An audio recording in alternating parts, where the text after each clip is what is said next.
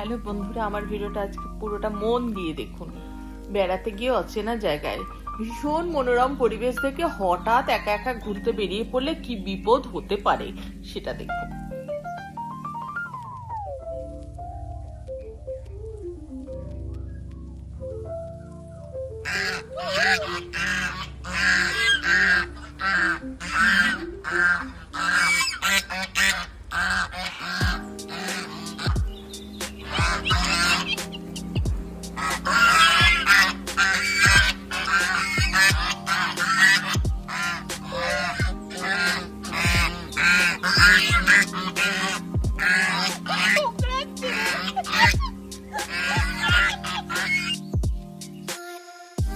এরপরে আর সাহসী কুলোলো না, এখান থেকে ছুটে লোকালয়ের দিকে পালালাম।